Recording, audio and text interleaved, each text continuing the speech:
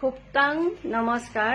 আজি দুদিন ধৰি ফেচবুকৰ মজিয়াত এটা ভিডিঅ'য়ে তোলপাৰ লগাইছে। ভিডিঅ'টোৰ জৰিয়তে এহাল যুৱক যুৱতীয়ে টাই আহোমসকলৰ বিবাহ পদ্ধতি চকলং বা ৰাজকীয় প্ৰতীক ইং ইঙাও খাম বা উৰণীয়া পাখি লগা সিংহ বা ড্ৰেগনটোৰ সম্পৰ্কে কিছু বিতৰ্কিত মন্তব্য আগবঢ়াইছে। সেয়েহে এই ভিডিঅ'টো বনাইছো আৰু ইং ইঙাও খাম বা উৰণীয়া পাখি লগা সিংহ বা ড্ৰেগনটোনো কি তাকে ক'ব বিচাৰিছো।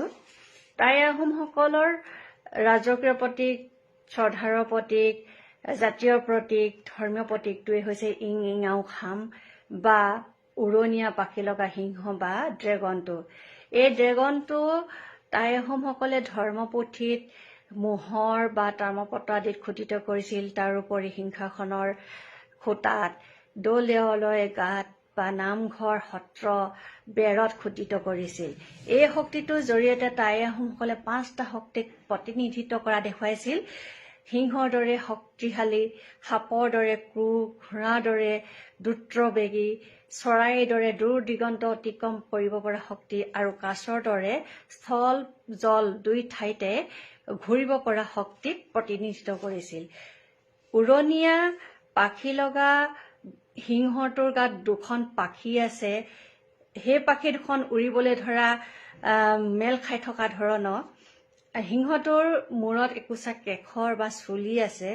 ঠেং 4খন এক বিশেষ ভংগীমাত আছে। মুখখন মেল খাই থকা আৰু জিভাখন উলিয়াই মেলি থকা ধৰণৰ। ইয়াৰ নেজডাল ওপৰলৈ পাক লৈ উঠি থকা। ইয়াক 8কোণীয়া বৃত্তৰ মাজত অংকিত কৰা থাকে।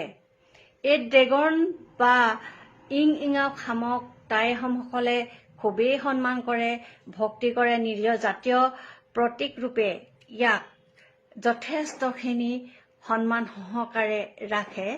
গতিকে কাৰোবাৰ বা কোনো জনগোষ্ঠীয় জাতীয় প্ৰতীকক কোনোবাই অপমান কৰাটো কোনেও সহ্য নকৰে। জাতীয় প্ৰতীকক সদায় সকলোৱে সন্মান কৰাটো উচিত। প্ৰতিটো জাতিয়ে নিজৰ জাতীয় প্ৰতীকটো সন্মান কৰে। গতিকে কোনোবা যুৱক যুৱতীয়ে বা কোনোবাই কাৰোবাৰ জাতীয় প্ৰতীকক অসন্মান কৰাটো যথেষ্ট দুখনীয় কাম। গতিকে এই কথাবিলাক সকলোৱে মন দিয়াটো উচিত বুলি ভাবোঁ। ধন্যবাদ। ৰং বয় বয়।